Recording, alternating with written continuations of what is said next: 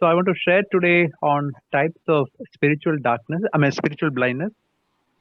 तो मैं आज जिस विषय में आपसे बांटना चाहता हूँ वह है कि अलग-अलग प्रकार की आत्मिक जो अंधकार या अंधापन के विषय में। Just some time back, I was reading Luke chapter 6, which is an abridged version of the Sermon on the Mount.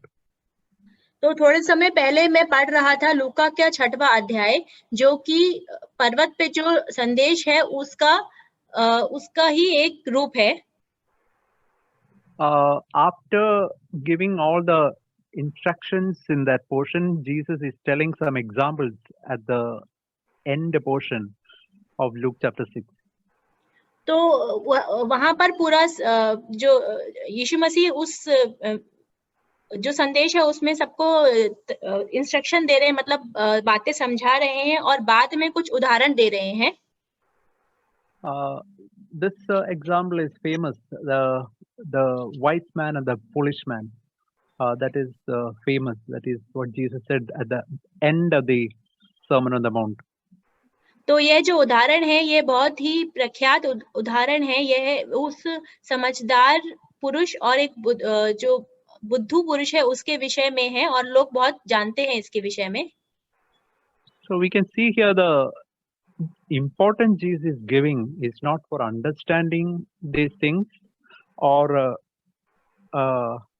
understanding these things or you can say even hearing it or reading it, but the importance Jesus is giving is for obeying these things. तो यहाँ पर हम देखते हैं कि यहाँ पर जब यीशु मसीह जिस बात पर ज्यादा प्रमुखता दे रहे हैं वह उसको समझने के विषय में नहीं है, लेकिन उसको अपने कार्य में लाने के विषय में है, उसको मानने के विषय में है। We can see in verse 6, Luke chapter 6:47, he is saying, everyone who hears these words and acts upon them. So a person who acts upon these things is a wise man. तो यहाँ पर लूका के 6वें अध्याय के 47 वचन में हम देखते हैं कि यीशु मसीह कह रहे हैं कि जो कोई मेरे पास आता है और मेरी बातों को सुनकर उन्हें मानता है, तो इसका मतलब जो मानने वाली बात है उसके ऊपर ज्यादा यहाँ पर ध्यान दिया जा रहा है। Say for example, in the matter of anger, we may not have overcome anger, but as long as we are acting on it, say when we get angry, going and asking forgiveness, getting up quickly and crying out to God, as long as we are acting on it, working on it, we can become that wise man. तो मान लीजिए यहाँ पर गुस्से के विषय में अगर हम सोचें तो इतना भी जरूरी नहीं कि हम उसमें पूरी तरह से जय पाले, लेकिन जहां तक हम कोशिश कर रहे हैं और हम इस बात को अमल कर रहे हैं जो भी सिखाया गया है वचन में, जैसे कि उस इंसान से माफी मांगना या जैसे ही हम गिरे तुरंत उठकर खड़े होकर परमेश्वर के आगे रोना, अगर हम ये कर रहे हैं तो हम परमेश्वर यीशु मसीह का जो कहना है वह मान रहे हैं। In the same way, in the matter of lusting, we may not have overcome lusting, but as long as we are fleeing from temptations and quickly repenting, turning back to God, we are in the right path. और अगर हम बात करें लालसा के विषय में, तो हम यौन लालसाओं को के ऊपर विजय पालें ऐसा बहुत जरूरी नहीं, लेकिन जहां तक हम अपने उस गिरने के बाद अगर हम पश्चाताप करते हैं और अपने मार्गों से फिरते हैं तो हम मान सकते हैं कि हम सही रास्ते पर हैं। Another example Jesus gave is the example of a good tree and a bad tree. और एक और उदाहरण जो यीशु मसीह ने दिया है वह है एक अच्छा पेड़ और एक बुरे पेड़ के विषय में। We can see at another example which Jesus gave, that is in Luke chapter 6 verse 40 is written, a pupil or a student is not above the teacher, but everyone after he has been fully trained will be like the teacher. तो लूका के 6वें अध्याय के 40वें वचन में जैसे हम देखते हैं कि वहां लिखा है कि चेला अपने गुरु से बड़ा नहीं, परंतु जो कोई सिद्ध होगा वह अपने गुरु के समान होगा। So we all are disciples, so students. We may be in the first standard, maybe we may be in the second standard, but our aim is to be like the teacher Jesus Christ. So that is where we are proceeding. तो हम सभी शिष्य हैं और एक तरीके से मान ले तो हम चेले हैं जो अभी पढ़ाई कर रहे हैं, और ऐसा हो सकता है कि हम पहले कक्षा में हों या तो कोई लोग दूसरी कक्षा में भी होंगे, लेकिन यह उतना मायने नहीं रखता। लेकिन जो हमारा लक्ष्य है वह है कि हम अपने गुरु के समान बने, मतलब यीशु मसीह के समान बने। Another example Jesus gave is in verse 39. Jesus said of a blind man, he cannot guide another blind man. Can he? Will they both fall into a pit? तो एक और उदाहरण जो दिया गया है वह 39 वचन में दिया गया है कि एक अंधा व्यक्ति दूसरे अंधे व्यक्ति को रास्ता नहीं दिखा सकता। So that was the thing that was coming to my heart. I was thinking, say for example, as a father of my family, that if I'm blind, and then imagine I'm leading my wife and children, what will happen is all will fall into the pit, and a blind man leading the other blind man, everybody will fall into the pit. तो जैसे कि हम देख सकते हैं कि अगर मान लीजिए कि मैं मेरे परिवार का मुखिया हूँ और उनका पिता हूँ, और मैं अगर अंधा हूँ और मैं अपने परिवार को मार्गदर्शन दे रहा हूँ, तो मेरे मार्गदर्शन से, क्योंकि मैं अंधा हूँ, तो मेरा जो परिवार है वह भी गड्ढे में गिर जाएगा। तो इससे हम देख सकते हैं कि एक अंधा व्यक्ति दूसरे अंधे व्यक्ति को अगर निर्देश देगा तो दोनों ही गड्ढे में गिरेंगे। You know, a blind man, a blindness does not come all on a sudden. It's a slow, progressive thing. And if we go in a wrong direction, we can become blind. Slowly, our vision can reduce, and after some time, we can become blind, totally blind.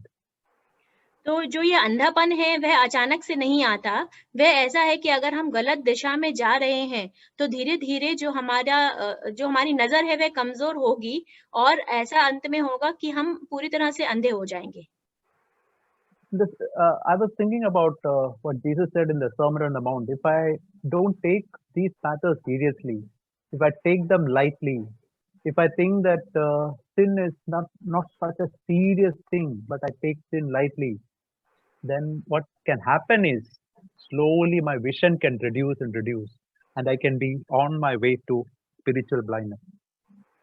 तो यीशु मसीह ने जो पर्वत का निर्देश है उसमें उन्होंने कहा कि अगर हम इन बातों को हल्के से लें, और जो भी पाप है उसको भी अगर हम हल्के से लें, तो एकदम से हमें अंधा ना होके, मगर धीरे धीरे जो मेरा नजर है वह कमजोर हो जाएगी, और अंत में मैं पूरी तरह से आत्मिक रूप से अंधा हो जाऊंगा। So what is very important for each one of us is that our vision should be very clear. तो हम लोगों के लिए सबसे यहाँ पर जो खास बात, जरूरी बात यह है कि जो हमारी नजर है वह एकदम साफ होनी चाहिए। I was thinking of what are the different types of spiritual blindness Bible is talking about. तो मैं सोच रहा था कि क्या अलग अलग प्रकार की आत्मिक अंधापन है जिसके विषय में बाइबल बताती है। I want to talk about some of them. First, I was thinking about unbelief due to blindness due to unbelief. तो मैं यहाँ पे कुछ ऐसी बातों के विषय में बताऊंगा, और पहला है उसमें से कि जो आत्मिक अंधापन जो कि आता है हमारे अविश्वास से। We can read in 2 Corinthians chapter 4 verse 4. It's written 3 and 4 rather. 2 Corinthians 4, 3 and 4. Even if our gospel is veiled, it is veiled to those who are perishing, in whose case God of this world has blinded the minds of unbelieving, that they might not see the light or the gospel or the glory of Christ, who is the image of God. Brother, 2 Corinthians 4 और 3? 4 verse 3 and 4. Okay. तो हम देख सकते हैं दूसरा कुरिन्थियों के चौथे अध्याय के तीसरे और चौथे वचन में कि वहां लिखा है, परंतु यदि हमारे सुसमाचार पर पर्दा पड़ा है तो यह नाश होने वालों ही के लिए पड़ा है और उन अविश्वासियों के लिए जिनकी बुद्धि को इस संसार के ईश्वर ने अंधी कर दी है, ताकि मसीह जो परमेश्वर का प्रतिरूप है उसके तेजोमय सुसमाचार का प्रकाश उन पर न चमके। Here it's written about the gospel or the glory of Christ as a tremendous light. तो यहाँ लिखा है कि जो सुसमाचार है वह एक बहुत महिमामय उजाले का प्रतीक है। See, when we think of the word glory of Christ, what is the meaning of glory? Just imagine like this. Glory of Christ is to be like Jesus Christ, likeness to Jesus Christ. And that in the gospel, it is shining like a bright light. तो जो मसीह की महिमा है उसका क्या अर्थ है? वह उसका अर्थ यह है कि जो मसीह का जो जीवन है वह इतना प्रकाशमय होके चमकेगा और उसकी महिमा हमारे जीवन से होगी।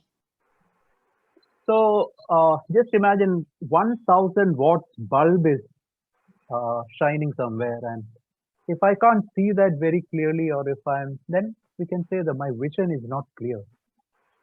और मान लीजिए कि 1000 वाट का जो बल्ब है वह कहीं पर चमक रहा है और अगर मैं उसको नहीं देख पा रहा हूँ तो इसका मतलब यह है कि जो मेरी दृष्टि है वह उतनी साफ नहीं है। So we can ask ourselves, this gospel of becoming like Jesus, is it shining before me as a tremendous light? That is what is written here. And if I am not seeing, devil has blinded my mind. तो हमें अपने आप से यह प्रश्न पूछना चाहिए कि क्या जो मसीह के जैसा होने का जो सुसमाचार है और उसकी जो महिमा है, अगर वह मेरे जीवन के आगे प्रकाशमय होकर नहीं चमक रही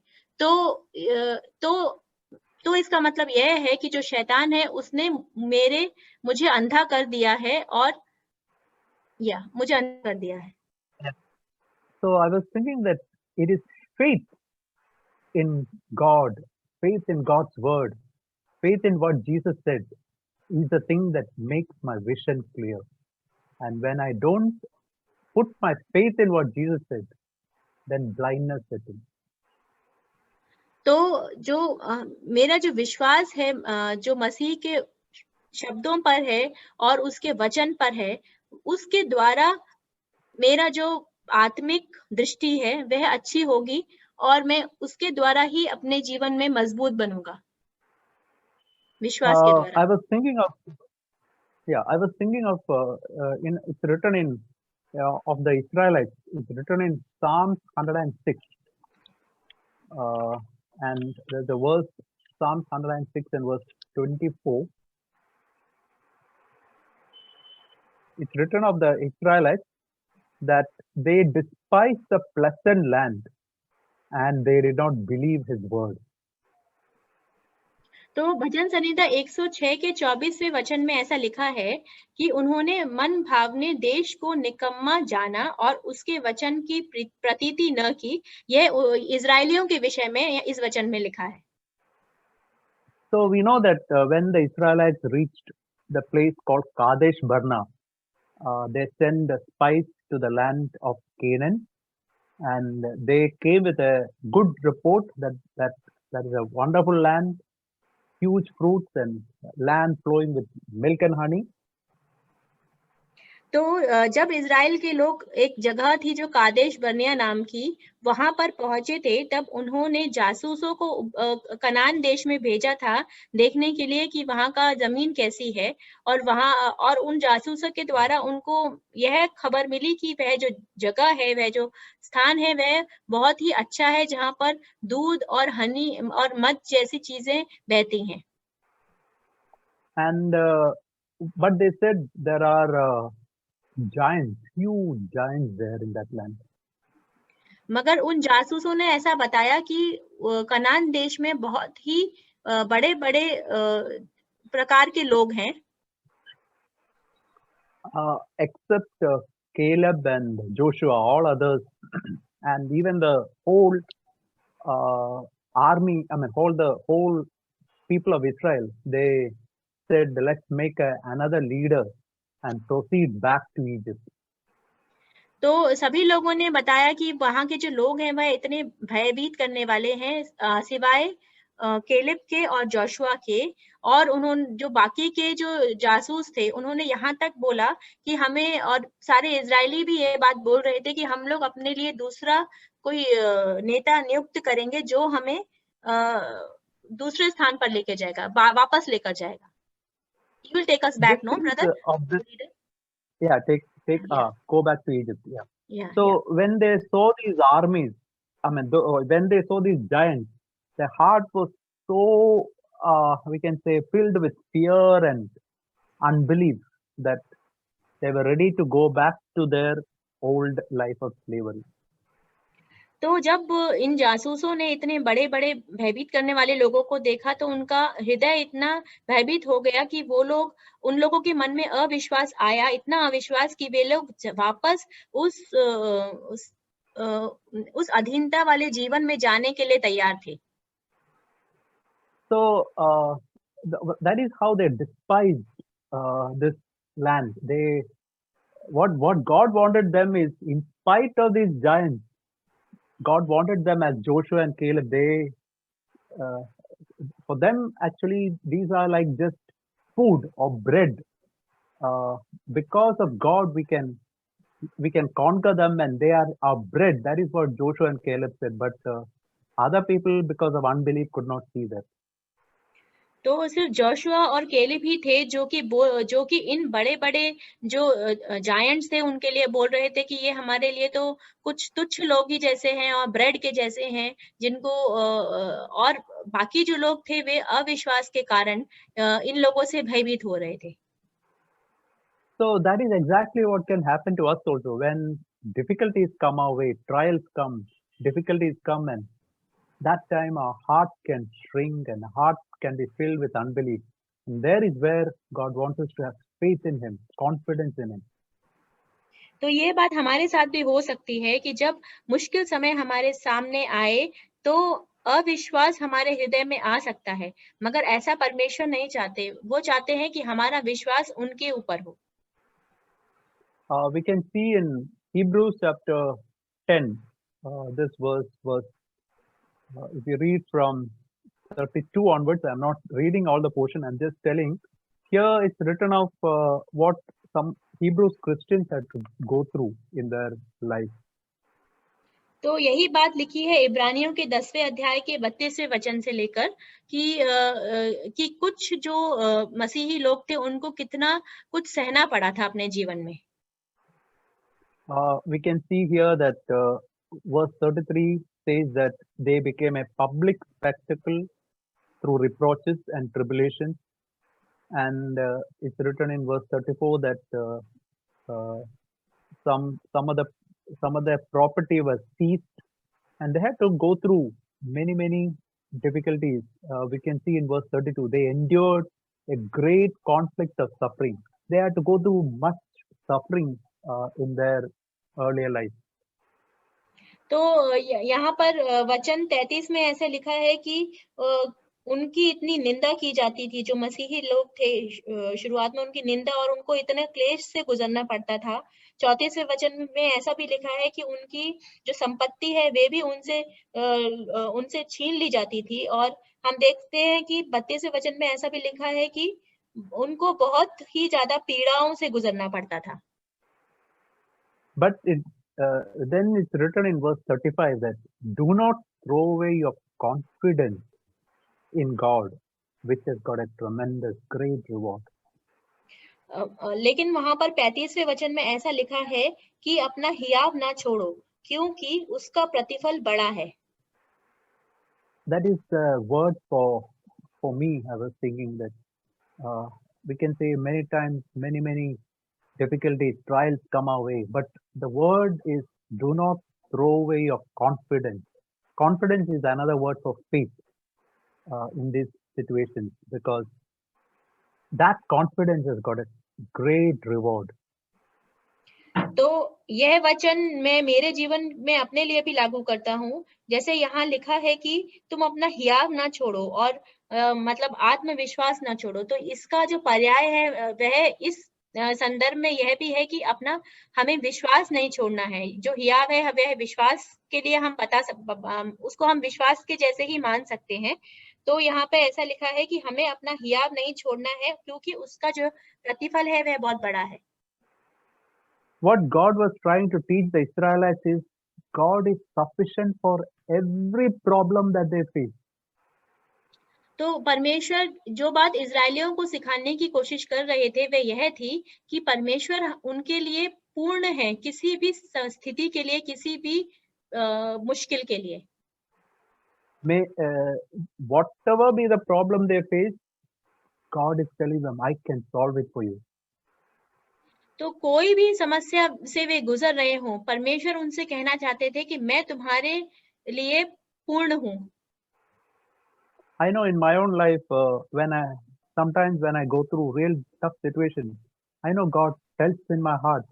See, you have gone through hundreds of problems in your past, but in every hundred, each and every problem that you faced, I brought you out of it, and I can bring you out of this problem also.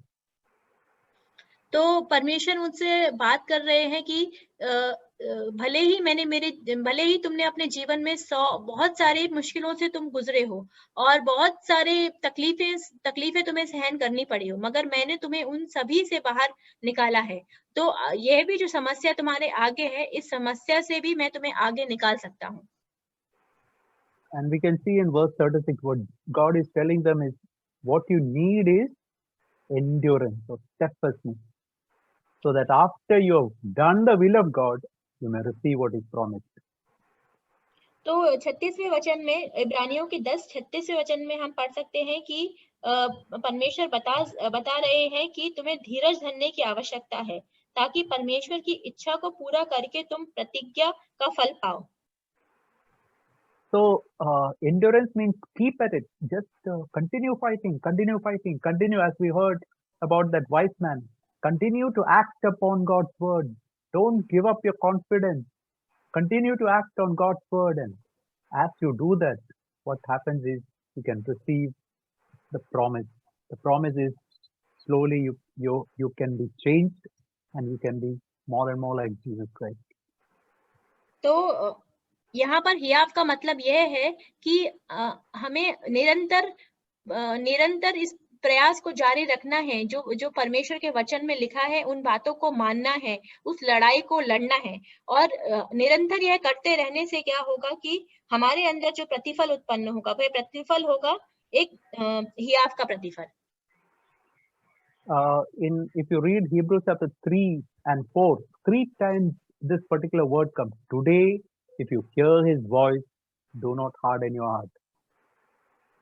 तो अगर हम इब्रानियों का 3रा और 4था अध्याय पढ़ेंगे तो यह वचन 3 बार 3 टाइम्स, 3 times, yeah. तो यह वचन 3 बार ऐसे आ रहा है वहां पर कि अगर आज के दिन तुम अपना हृदय को कठोर न करो। If you hear my word, do not harden your heart. ये वचन आ रहा है कि अगर तुम मेरा वचन सुन रहे हो तो अपने हृदय को कठोर ना करो। And if you can read the previous word, the word is put your confidence in God. और अगर हम उसका पिछला वचन पढ़ेंगे तो वहां पर है कि तुम अपना जो विश्वास है वह प्रभु के वचन में रखो।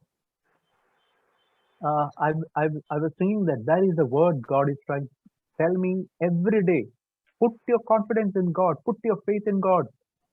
God can solve every problem that you face in your life. There is nothing He cannot solve. तो परमेश्वर मुझसे बात कर रहे थे कि हमेशा अपना जो आत्मविश्वास है, जो अपना विश्वास है वह परमेश्वर के वचन में रखो, तो तुम मसीह जीवन में आगे सही दिशा में बढ़ोगे। That we can see in verse 38, Hebrews chapter 10:38, this writer is telling, my righteous one shall live by faith. If he shrinks back, my soul has no pleasure in him. तो इब्रानियों के 10वें अध्याय के 38वें वचन में जो इस पुस्तक को लिखने वाला है वह बोल रहा है कि मेरा धर्मी जन विश्वास से जीवित रहेगा और यदि वह पीछे हट जाए तो मेरा मन उससे प्रसन्न ना होगा. And that is repeated in verse 39. We are not those who shrink back to destruction, but those who have faith to the persevering of the soul. और 39वें वचन में ऐसा लिखा है, पर हम हटने वाले नहीं कि नाश हो जाएं, पर विश्वास करने वाले हैं कि प्राणों से बचाएं. Shrink back is a word, another word for backsliding. तो पीछे हटने के का जो शब्द है वह जो पीछे मुड़ जाने जो शब्द है उसको ही दर्शाता है. So what is the reason for every backsliding? This verse makes it clear. Unbelief is the reason for every backsliding. तो किसी भी तरीके का पीछे हटने का क्या कारण होता है? इस वचन से हम समझ सकते हैं कि उसका कारण है हमारा अविश्वास. And how we can come back to God? It is only by faith. Faith is the way by which I can come back to God. और किस प्रकार हम परमेश्वर की ओर वापस आ सकते हैं? उसका उत्तर है विश्वास. हम विश्वास के द्वारा ही परमेश्वर के पास वापस आ सकते हैं. We can see in maybe one more type of blindness I can share with you today. That is, we can see in 2 Peter, we can see here in chapter 1. तो एक और प्रकार का आत्मिक अंधापन हम देख सकते हैं दूसरा पत्रस का 1 chapter. No brother, second Peter chapter 1. दूसरा पत्रस का पहला अध्याय में. Here in verse 3, we can see that God has given us His divine power for everything in life and godliness. तो यहाँ पर दूसरा पत्रस का पहला अध्याय के 3 वचन में लिखा है कि परमेश्वर ने हमें सारी सामर्थ्य दी है, उसकी ईश्वरीय सामर्थ्य ने सब कुछ जो जीवन और भक्ति से संबंध रखता है उसने हमें पहचान के द्वारा दे दी है. Not only that, He has given us one magnificent, precious and magnificent promises. Promises and brother? Magnificent? Precious and magnificent promises. तो precious, verse 4 is written. अच्छा, या तो उसके इस परमेश्वर ने हमें जिनके द्वारा उसने हमें बहुमूल्य और बहुत ही बड़ी प्रतिज्ञाएं भी दी हैं. तो क्या? And through God's divine power and by these promises we can be partakers of the divine nature. तो परमेश्वर के जो अद्भुत जो उनका दैविक सामर्थ्य है और उसके जो वचन के अनुसार उसके जो वायदे हैं हमारे जीवन के लिए, हम उसके चरित्र का भी भाग बन सकते हैं, परमेश्वर के चरित्र का. We can be partakers of divine nature by these promises and by the divine power. तो इन वायदों के द्वारा और परमेश्वर की सामर्थ्य के द्वारा परमेश्वर के ईश्वरीय स्वभाव के हम सहभागी हो सकते हैं. So for that, what should I do? In verse 5, for this very reason, what should I do?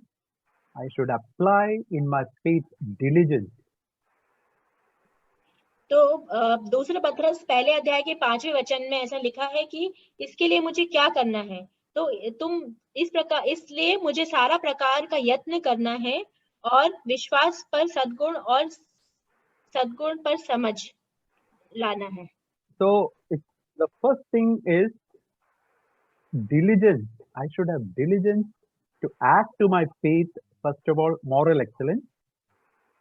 And then to moral excellence, I should add knowledge.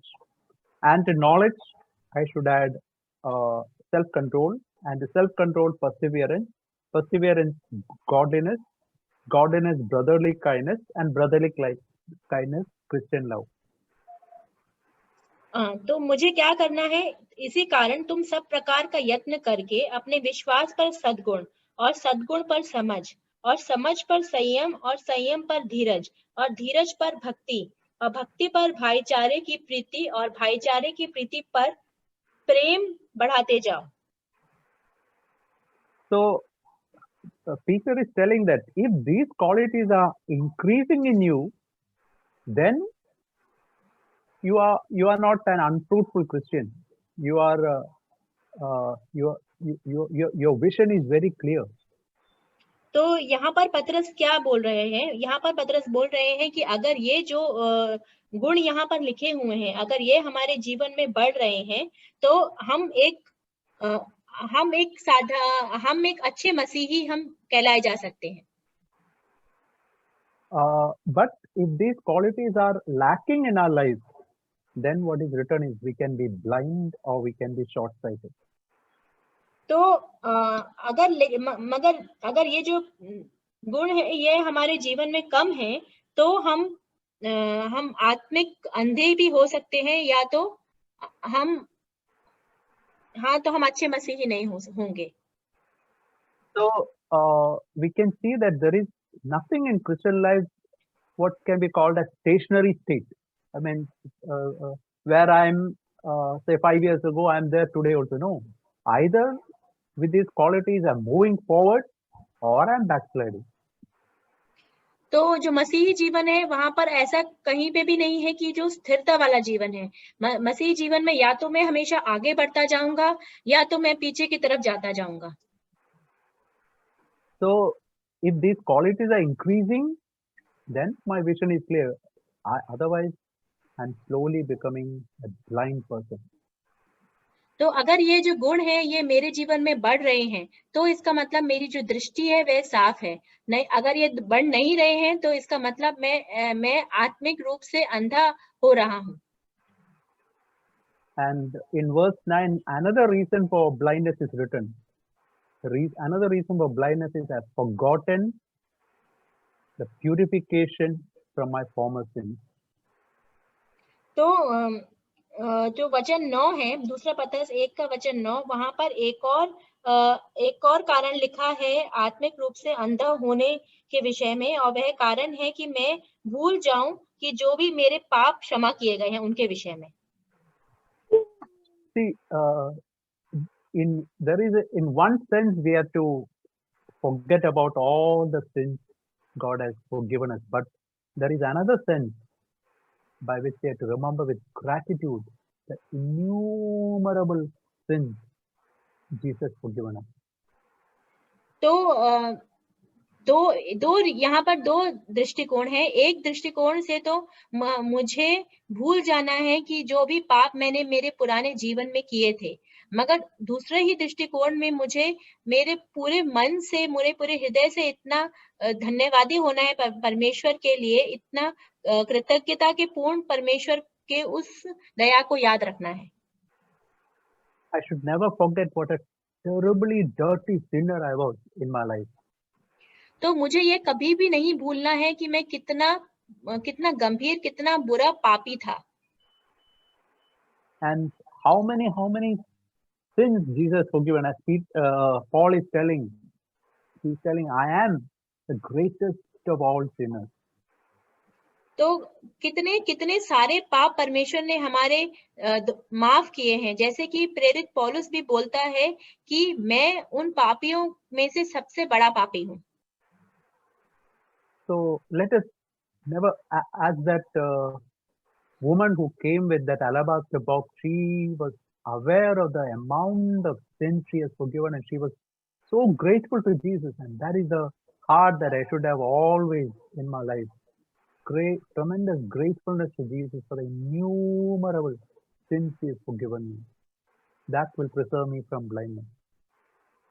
तो जो स्त्री परमेश्वर के यीशु मसीह के पास उस इत्र को लेकर आई थी, उस कीमती इत्र को लेकर आई थी, उसके भी मन में यही भाव था कि कितने सारे पाप यीशु मसीह ने उसके माफ किए हैं और वह कितने कृतज्ञ हृदय से आई थी। उसी प्रकार से मुझे भी उसी मन से परमेश्वर के पास हमेशा आना है कि कितने सारे पाप परमेश्वर ने मेरे माफ किए हैं, और इस बात को रखने से मैं उस अंधेपन से बच जाऊंगा। So I want to stop here